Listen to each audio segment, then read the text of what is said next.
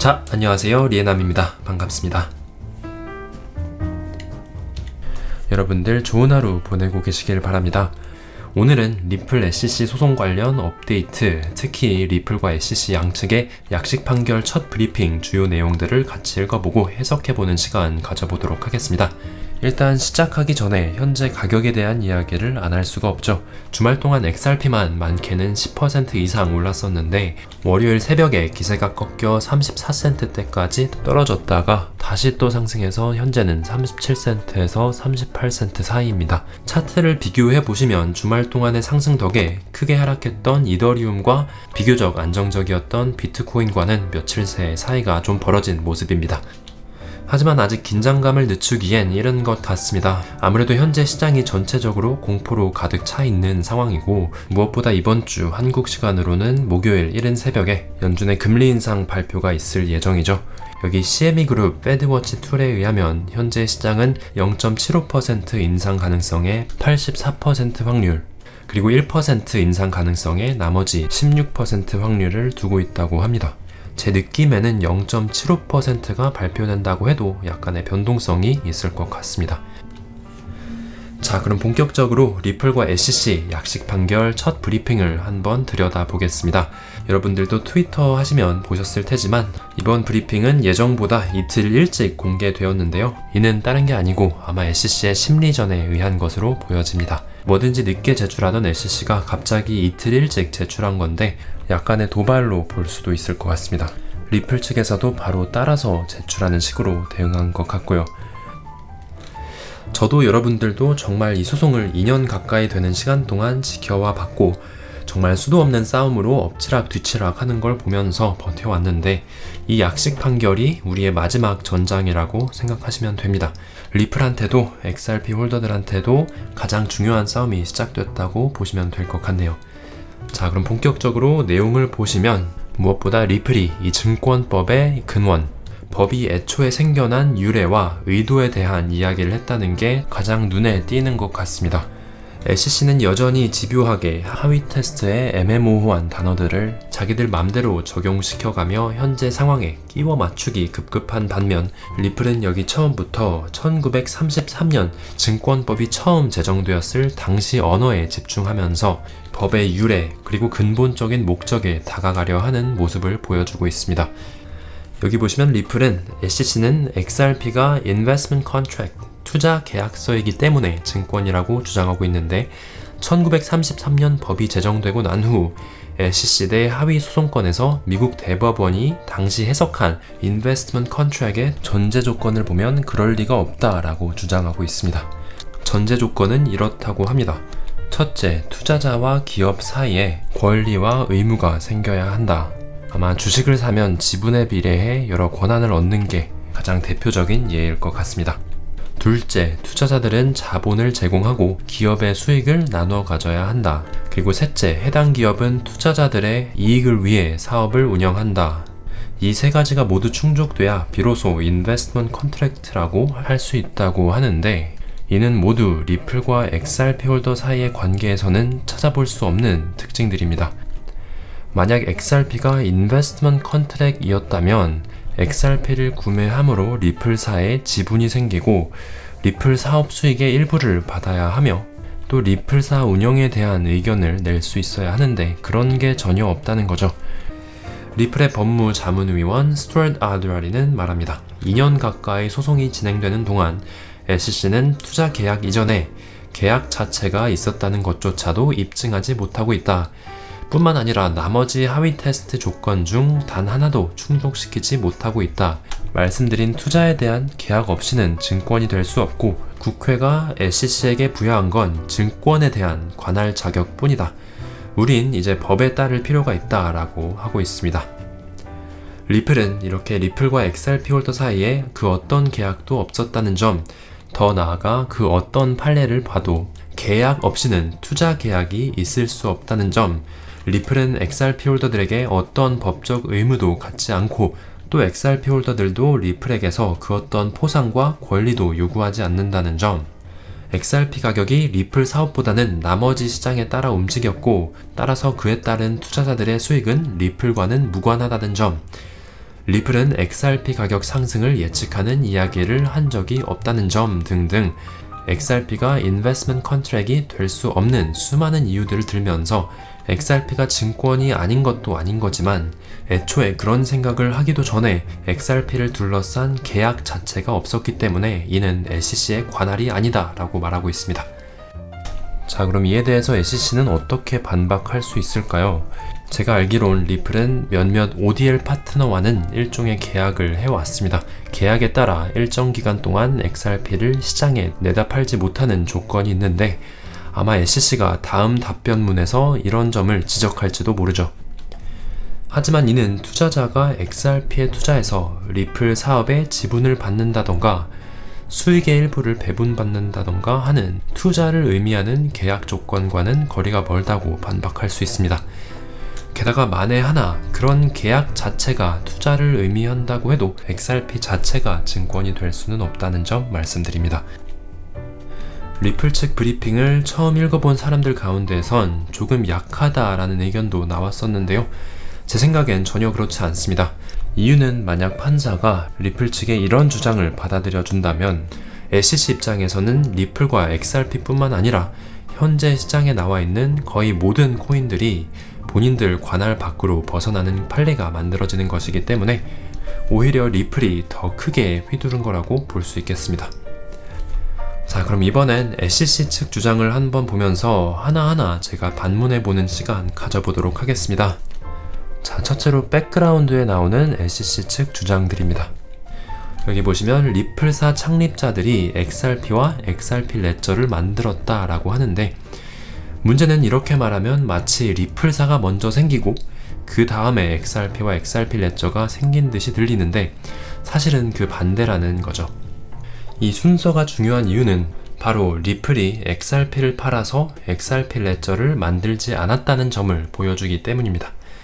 리플사가 있기 이전에 이미 XRP 레저가 완성되어서 완전히 작동하고 있었다는 점은 XRP나 XRP 레저 자체가 Common Enterprise 혹은 Investment Contract라고 주장하는 SEC의 말과는 양립될 수 없습니다.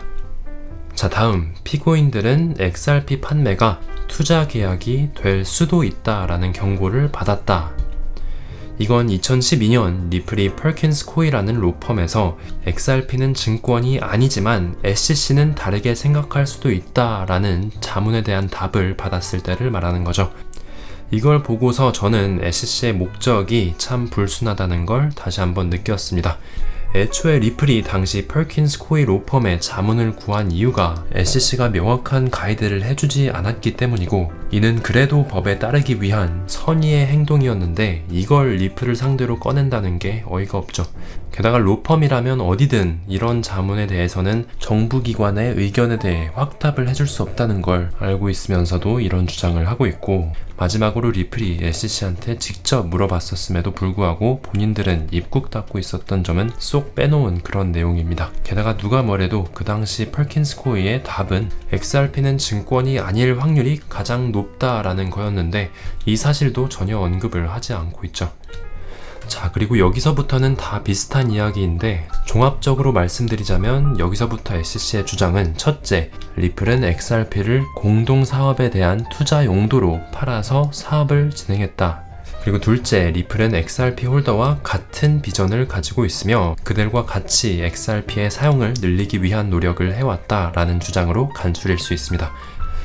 이에 대해서 제 생각은 이렇습니다. 이 주장들이 옳은지 아닌지는 일단 제쳐두고 애초에 이런 건 XRP가 증권인가 아닌가에 대한 논쟁과는 관련이 없다고 생각합니다.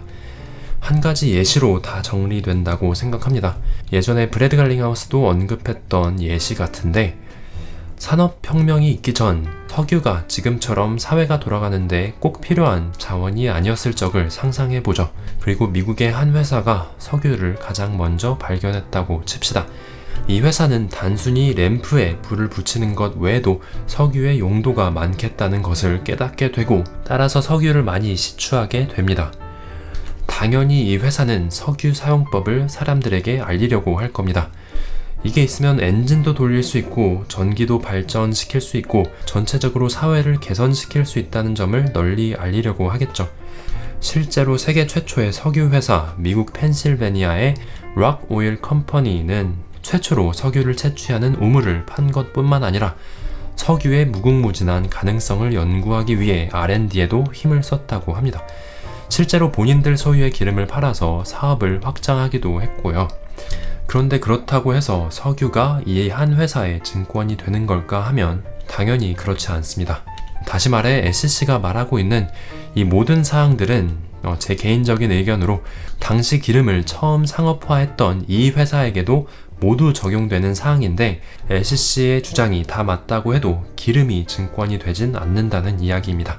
아무리 이 회사가 번창하면서 석유 사용량과 가격이 올라간다 한들 석유 자체가 증권이 될 수는 없습니다. 증권이란 이 회사 수입의 일부를 투자자들한테 나눠 주거나 혹은 기계 살 돈을 크라우드 펀딩으로 마련했다 하면 증권이 될 수 있겠죠. 이 외에도 많은 예시가 떠오릅니다.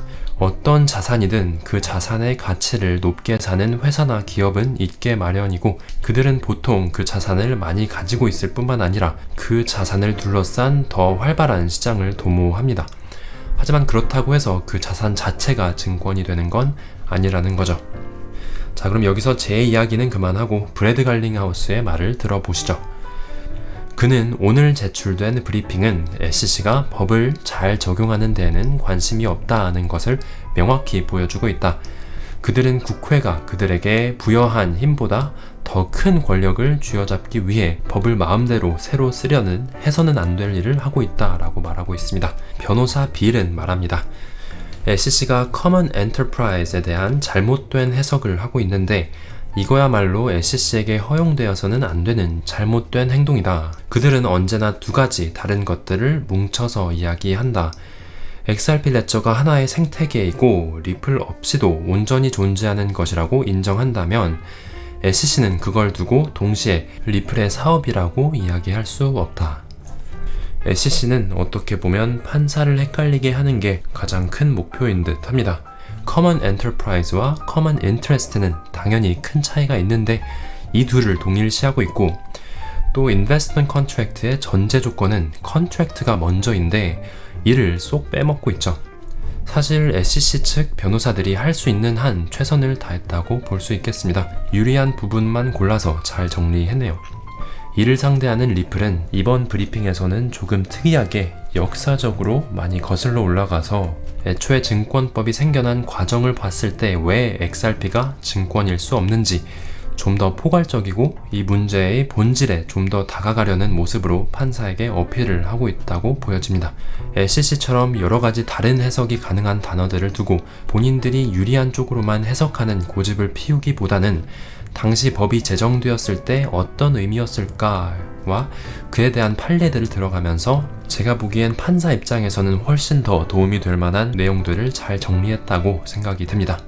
게다가 리플은 이런 내용을 통해 만약 약식 판결에서 승리한다면 SCC가 암호화폐 시장에서 거의 완전 추방당할 수 있는 그런 길을 택하면서 SCC한테 압박을 더 가했다고 볼 수 있겠습니다.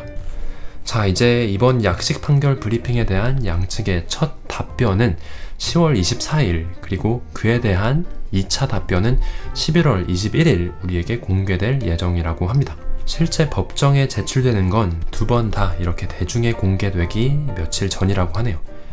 자, 그럼 번외로 이제 흰머니메일 관련해서는 토레스 판사의 판결이 예상외로 늦어지고 있다는 점, 그리고 SCC가 어차피 항소를 할 거라는 점을 고려해 봤을 때 이젠 크게 기대가 되지는 않습니다. 이젠 SCC가 흰머니메일을 제출해야 되는 날보다는 약식 판결로 인해 소송이 마무리되는 날이 더 빨리 올 가능성이 커진 것 같으니 아마 흰머니메일에 의한 합의는 어려울 것 같습니다. 자, 그럼 오늘 영상은 여기까지입니다. 시청해주신 여러분들, 기다려주시고 응원해주신 분들 항상 감사드립니다. 저는 커뮤니티 글로도 말씀드린 대로 이번 주는 정신없을 예정이라서 다음 주에 시간 나는 대로 찾아뵙도록 하겠습니다. 한국은 요즘 날씨가 어떤지 모르겠네요. 전 솔직히 가면 이제 버스, 지하철 타는 법도 몰라서 걱정이 됩니다. 자, 그럼 여러분들 이번 한 주 행복한 한 주 보내시길 바랍니다. 다음 주에 뵙겠습니다. 감사합니다.